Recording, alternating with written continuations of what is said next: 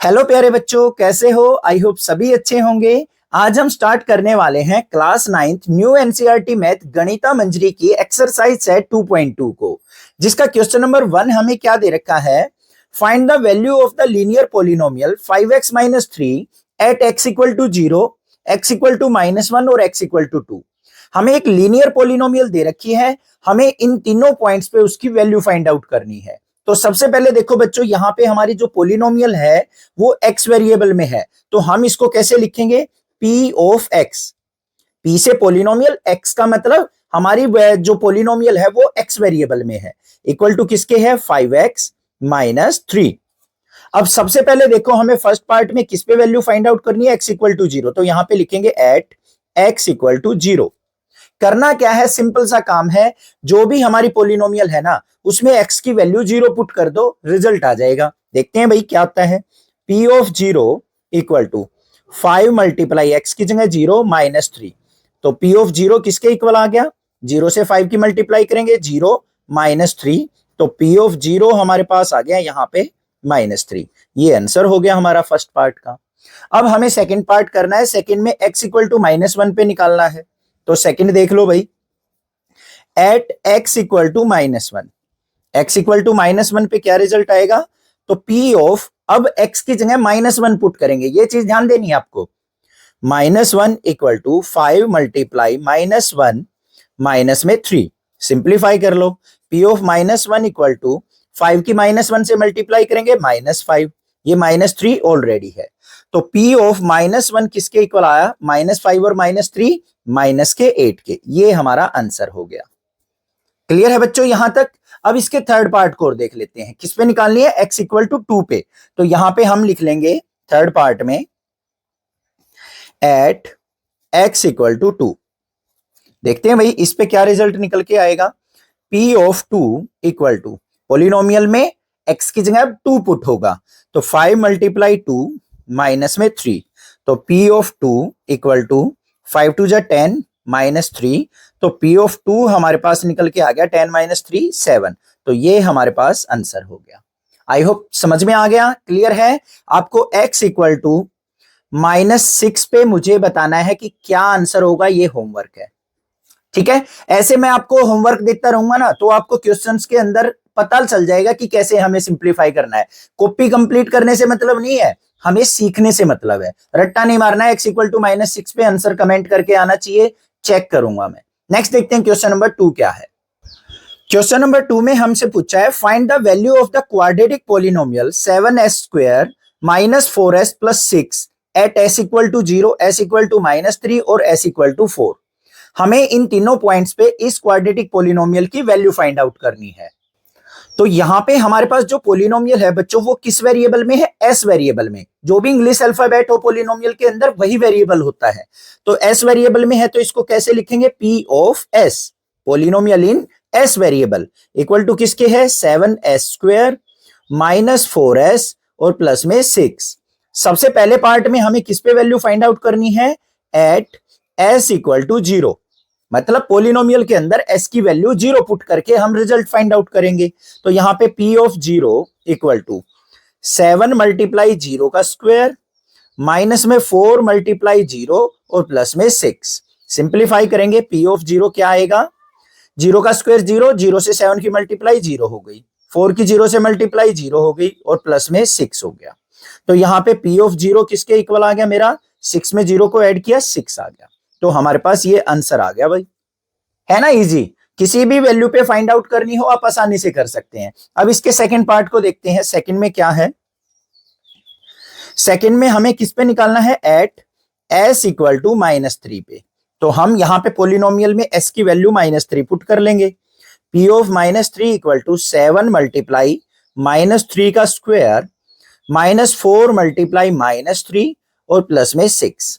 अब यहाँ पे एक छोटी सी ट्रिक बताता हूं मैं, क्वेश्चन में मिस्टेक ना हो। जहां पे भी नेगेटिव वैल्यू हो ना बच्चों, उनको ब्रैकेट में लेके चलने की आदत डाल लो। अगर डायरेक्ट लोगे कई बार कैलकुलेशन गलत हो जाती है। देखो मैंने ब्रैकेट में लिया है, मेरे से भी हो जाती है गलती, ऐसा नहीं है टीचर है तो भाई गलती नहीं होती, सबसे हो जाती है, तो कई बार मिल भी जाती है छोटी मोटी मिस्टेक, तो ध्यान से किया करो।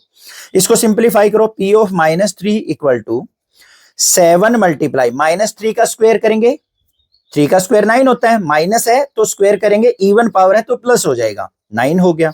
-4 की -3 से मल्टीप्लाई, -4 3 जा 12, प्लस का 12 हो गया, फिर प्लस में 6।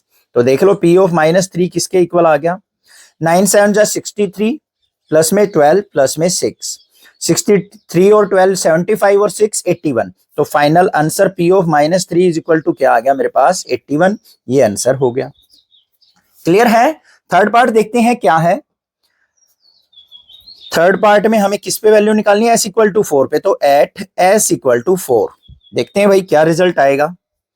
P of 4 equal to 7 multiply 4 का स्क्वायर, माइनस में 4 मल्टीप्लाई s की वैल्यू 4 और प्लस में 6। सिंप्लीफाई करो, देखो क्या आएगा।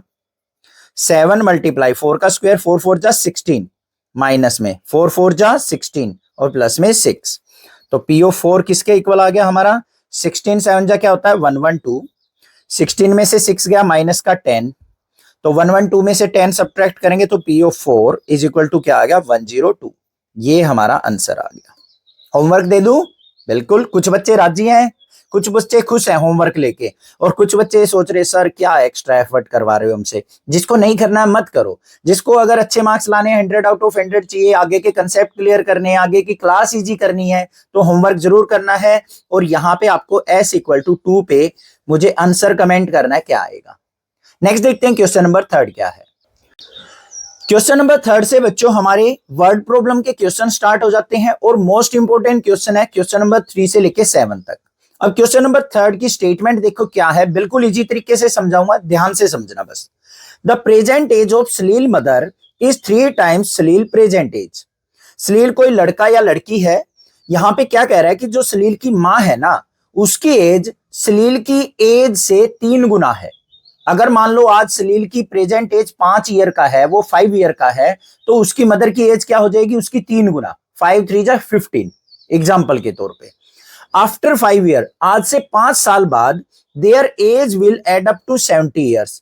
अगर आज से 5 साल बाद उन दोनों की एज का ऐड किया जाए, सम अप किया जाए, तो वो 70 ईयर आ रही है हमारी। Then find the present age. तो हमें क्या करना है, उनकी आज की एज फाइंड आउट करनी है।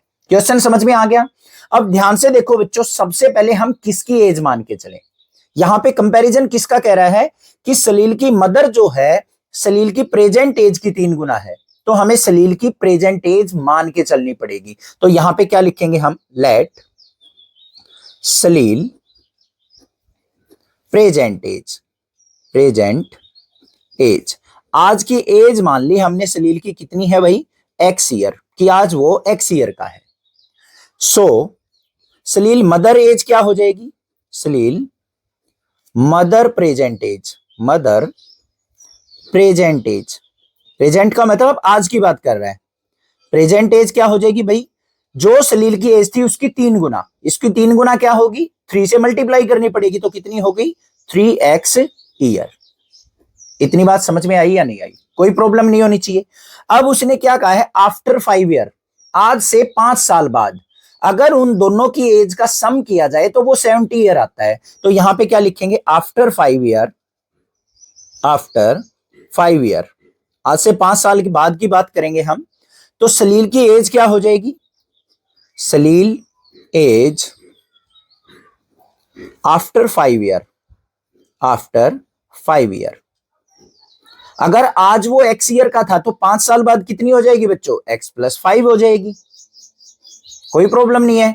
और सलील मदर एज क्या हो जाएगी, Salil mother age, mother age after 5 year. आज कितने साल की है उसकी मदर, 3x, 5 ईयर बाद क्या हो जाएगी, +5 हो जाएगी। बस ये काम करना था। ये चीज अगर आपने कर ली ना, अब क्वेश्चन में कुछ नहीं है, अब लिखना है अकॉर्डिंग टू क्वेश्चन। क्वेश्चन में क्या कहा है कि अब उन दोनों की एज को अगर हम जोड़ दें, मतलब x + 5 को और उसकी मदर की एज 3x + 5 को ऐड कर दें, तो हमारे पास कितना आता है, 70 ईयर आ जाता है। तो उन दोनों की एज बता दो, सिंप्लीफाई कर लो। x में 3x ऐड करेंगे तो 4x हो गया, 5 में 5 ऐड किया तो 10 हो गया, इक्वल टू 70। 10 को राइट साइड लेके जाएंगे तो 4x इक्वल टू 70 - 10, तो 4x इक्वल टू क्या आ गया बच्चों, 60। और x की वैल्यू अगर मैं बात करूं यहां पे तो क्या आ गया 60/4, 4 से कट किया तो कितने आ गया 15, तो x इक्वल टू 15 आ गया, x की वैल्यू निकल गई। अब देखो x क्या मानना था आपने, सलील की प्रेजेंट एज माननी थी, वही तो निकालनी है हमने, तो यहां पे क्या हो जाएगी सलील प्रेजेंट एज, प्रेजेंट एज कितनी मानी थी x, x equal to 15 year. तो आज जो है सलील की एज 15 ईयर है, और सलील की मदर की एज क्या हो जाएगी, Salil mother present age, mother present age कितनी थी 3x, उसकी 3 गुना थी, तो 3 × 15 इक्वल टू 45 ईयर। ये आ गया हमारे पास आंसर। आ गया समझ में, क्वेश्चन 3 क्लियर है। नेक्स्ट देखते हैं क्वेश्चन नंबर 4 क्या है। क्वेश्चन नंबर 4 में हमें दे रखा है the difference between two positive integer is 63, the ratio of the two integer is 2:5, then find the two integer.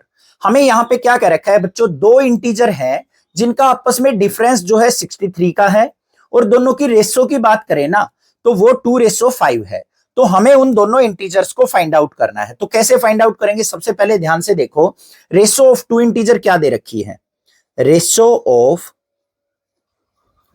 Two integer, two integer हमें दे रखी है बच्चों 2:5, ठीक है, एग्जैक्ट वैल्यू नहीं है, ये रेशो में दे रखा है।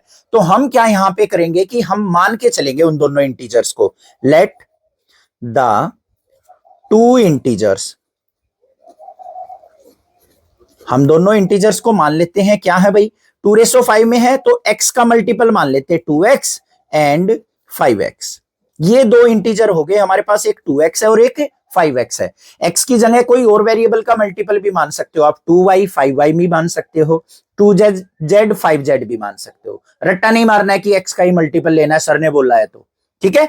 तो हमने ये दो इंटीजर मान लिए। अब देखो यहां पे हमें डिफरेंस कितना दे रखा है उनके बीच में, 63 दे रखा है। तो यहां पे लिख भी देते हैं डिफरेंस जो है वो कितना है 63 का। अब देखो according to question, according to question का मतलब है बच्चों जो हमें कंडीशन दे रखी है ना उसका हम यूज करने वाले हैं। अब क्या कहा है, उन दोनों जो इंटीजर है उनका डिफरेंस 63 है। अब बड़ा इंटीजर क्या होगा 5x, छोटा इंटीजर 2x होगा। तो यहां पे इनका difference 5x minus 2x is equal to किसके है 63 के। 5x में से 2x गया तो 3x इक्वल टू 63, और x की वैल्यू की बात करूं तो मैं 63 डिवाइड बाय 3, 3 से कट करेंगे तो कितना आ गया 21, कितना आ गया 21। तो x इक्वल टू मेरे पास आ गया 21, x की वैल्यू मिल गई। अब हमें उन दोनों इंटीजर्स को फाइंड आउट करना है। तो यहां पे हम क्या लिख देंगे, फर्स्ट इंटीजर, फर्स्ट इंटीजर क्या मानना था हमने 2x, तो यहां पे x की वैल्यू पुट कर देंगे तो क्या आ जाएगा 2 × 21 इज इक्वल टू क्या आ गया 42। तो पहला इंटीजर क्या है 42 है। सेकंड इंटीजर क्या हो जाएगा, सेकंड इंटीजर इक्वल टू क्या था भाई 5x, तो इसको हम 5 × 21 कर देंगे, 21 5 जा क्या हो गया भाई 105। तो ये दोनों हमारे पास इंटीजर हो गए और ये आंसर हो गया हमारा। समझ में आ गया क्वेश्चन नंबर 4। नेक्स्ट देखते हैं क्वेश्चन नंबर 5 क्या है प्यारे बच्चों। क्वेश्चन नंबर 5 के अंदर दे रखा है Ruby has 3 times as many 2 rupees coin as she has 5 rupees coin। एक लड़की है रूबी, उसके पास दो तरीके के कॉइन है बच्चों, एक 2 रुपए का कॉइन है, एक 5-5 रुपए के कॉइन है। उसने क्या बताया है कि जो उसके पास 2 रुपए के कॉइन है ना वो 5 रुपए कॉइन से 3 गुना है। अगर मान लो 5 रुपए के कॉइन उसके पास 4 है तो उसके पास 2 रुपए के कॉइन कितने हैं 4 का 3 गुना, मतलब 12 कॉइन 2 रुपए के हैं। If she has a total rupees 88, अगर उसके पास टोटल 88 रुपीज हो, then how many coins does she have of each type. तो हमें बताना है कि उसके पास 5 रुपए के कितने कॉइन है और 2 रुपए के कितने कॉइन है। क्वेश्चन समझ में आ गया, ठीक है। अब सबसे पहले हम क्या करते हैं, यहां पे कौन से कॉइन को मान के चलें वो ध्यान से देखो। यहां पे बच्चों हमें दे रखा है कि 5 रुपीज के उसके पास कुछ कॉइन है, उनके 3 गुना 2 रुपए के कॉइन है। तो 5 रुपए वाले कॉइन को हम क्या करेंगे यहां पे मान के चलेंगे। तो यहां पे लिखेंगे let the number of 5 rupee coin, 5 rupee coin उसके पास मान लेते हैं 5 रुपीज के कितने कॉइन है, एक्स कॉइन है। देन अब एक्स कॉइन उसके पास 5 रुपए के हैं, तो 2 रुपीज के कॉइन कितने हो जाएंगे, then the number of 2 rupees coin कितने हो जाएंगे बच्चों, जल्दी बताओ। इसके 3 गुना, मतलब इसके 3 टाइम्स। एक्स को 3 से मल्टीप्लाई करेंगे, कितने हो गए, 3x। अब टोटल रुपीज उसके पास कितने हैं, 88। तो यहां पे क्या लिख लेंगे हम, टोटल रुपीज। टोटल रुपीज जो है उसके पास वो कितने हैं, 88 रुपीज है। अब अकॉर्डिंग टू क्वेश्चन देखेंगे कैसे हम इस स्टेटमेंट को यहां पे सिंप्लीफाई करते हैं। देखो बच्चों, 5 रुपीज के कॉइन है कितने, एक्स। अगर आपके पास 5-5 रुपए के 5 कॉइन हो तो आपके पास टोटल कितने रुपए हुए, 5 को 5 से मल्टीप्लाई करेंगे। तो हमारे पास यहाँ पे 5 रुपीज के कितने कॉइन है, एक्स कॉइन। तो रुपए कितने हुए, 5 मल्टीप्लाई एक्स। क्लियर है। 2 रुपीज के कितने कॉइन है, 3x। तो इन दोनों की मल्टीप्लाई करेंगे तो प्लस में 2 मल्टीप्लाई 3x। इन सब का टोटल हमारे पास टोटल कितने रुपए होने चाहिए, 88 रुपीज हो जाना चाहिए। क्वेश्चन समझ में आया या नहीं आया।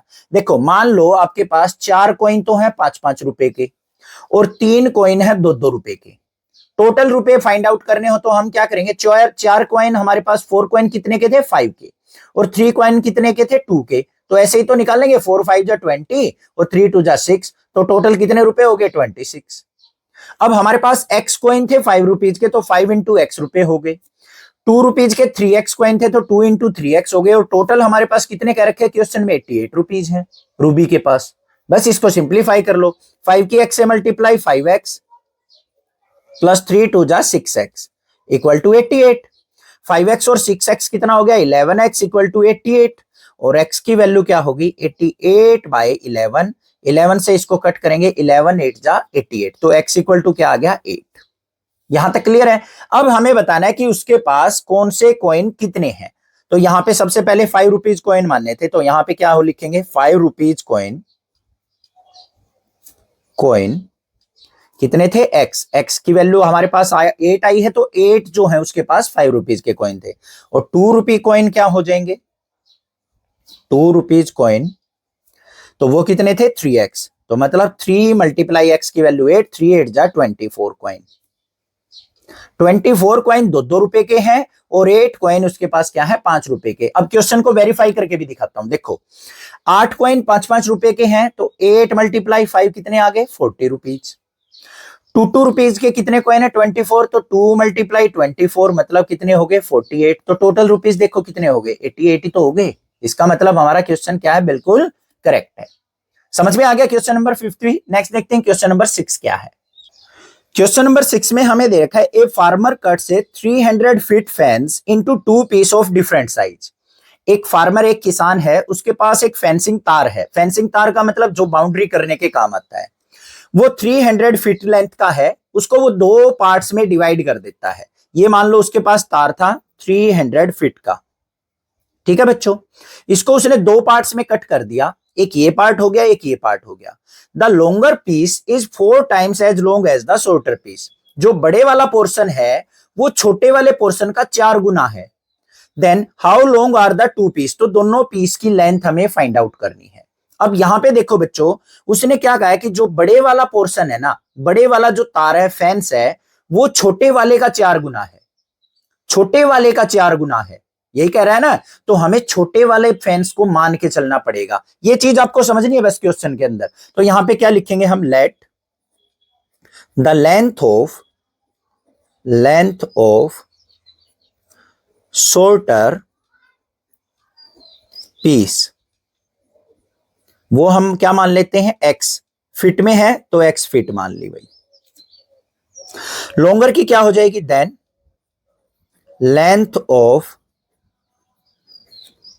लॉन्गर पीस, छोटे वाली की 4 गुना है तो 4x फिट हो गया। मतलब ये अगर x है तो ये कितना है, 4x है। क्लियर बात है, इतनी कोई दिक्कत नहीं होनी चाहिए।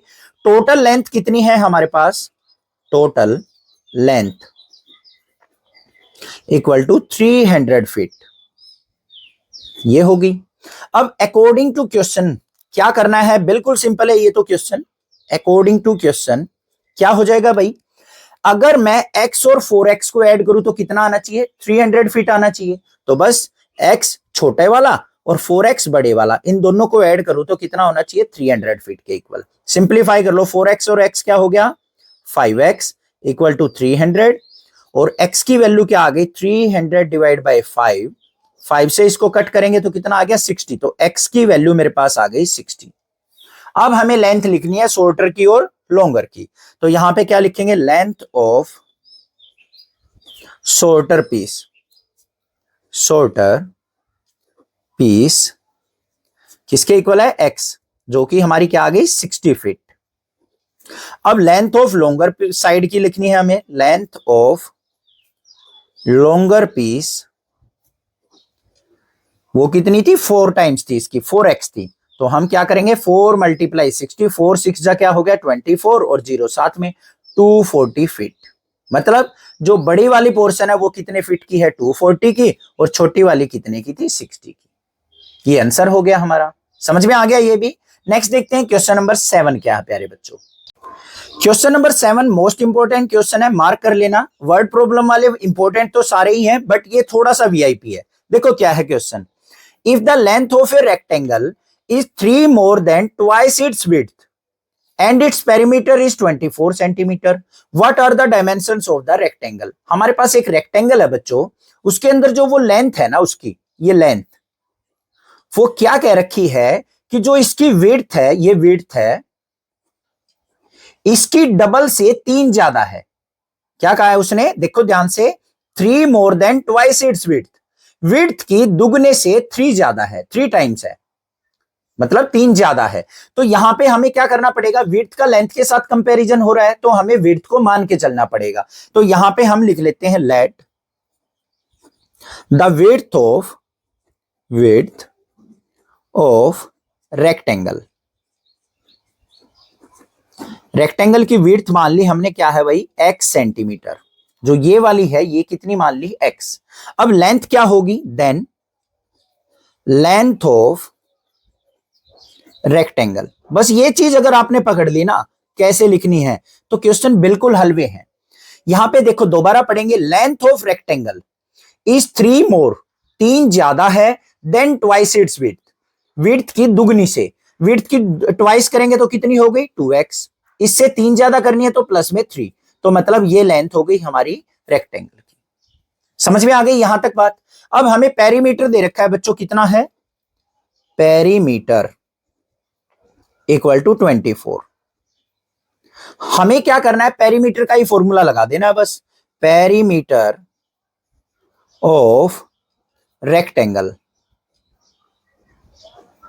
किसके इक्वल होगा, 2 इंटू लेंथ प्लस ब्रेड्थ, पर यहां विड्थ लिख रखा है तो विड्थ ही लिख लेते हैं, आपको आसानी रहेगी समझने में। सिंप्लीफाई करो, पेरीमीटर ऑफ रेक्टेंगल कितना दे रखा है 24 इक्वल टू 2 इंटू लेंथ कितनी है भाई 2x प्लस 3, और प्लस में विड्थ कितनी है x। बात समझ में आई या नहीं आई, इसको सिंप्लीफाई करना है, 2 इधर मल्टीप्लाई में इधर आएगा, डिवाइड में हो जाएगा, 24/2 इक्वल टू 2x में x ऐड किया 3x प्लस में 3, 2 से इसको कट किया 12, तो 12 इक्वल टू 3x प्लस 3, 3 को हम लेफ्ट साइड लेके आएंगे तो भाई माइनस का हो जाएगा, 3 इधर आया तो 12 माइनस 3 इक्वल टू 3x, और 9 इक्वल टू 3x, और x की वैल्यू की बात करूं तो 3 इधर डिवाइड में आ जाएगा इक्वल टू x, 3 3 जा 9, तो x की वैल्यू मेरे पास आ गई 3। अब x की वैल्यू ही आ गई तो हम लेंथ और विड्थ आसानी से निकाल सकते हैं। तो यहां पे क्या लिख देंगे हम, width of rectangle, width of rectangle क्या थी, x माननी थी हमने, कितनी आई है x की वैल्यू 3 सेंटीमीटर हो गई। लेंथ क्या हो जाएगी, लेंथ ऑफ रेक्टेंगल क्या थी भाई हमारी 2x प्लस 3, यहां पे x की वैल्यू पुट कर देते हैं, तो 2 मल्टीप्लाई x की वैल्यू 3 प्लस 3, सिंप्लीफाई कर दो, 2 3 जा 6 प्लस 3 मतलब 9 सेंटीमीटर, ये हमारे आंसर हो गए। तो लेंथ और विड्थ जो होगी वो हमारी रेक्टेंगल की क्या हो गई, 3 और 9 सेंटीमीटर। क्लियर हो गई बात, समझ में आ गया, कोई दिक्कत नहीं होनी चाहिए। चैनल को सब्सक्राइब, वीडियो को लाइक जरूर करना। ऐसे ही मैं आपको कंप्लीट चैप्टर करवा दूंगा, सारा सिलेबस, एग्जांपल्स भी करवाऊंगा, एक्स्ट्रा क्वेश्चंस भी करवाऊंगा, और ऐसे ही होमवर्क देता रहूंगा, और आपको ऐसे ही 100 आउट ऑफ 100 आपके दिलाता रहूंगा। आने वाली क्लासेस 10th और 11th 12th की भी वीडियो आपको इसी चैनल पे मिल जाएंगी। Thank you students for watching this video.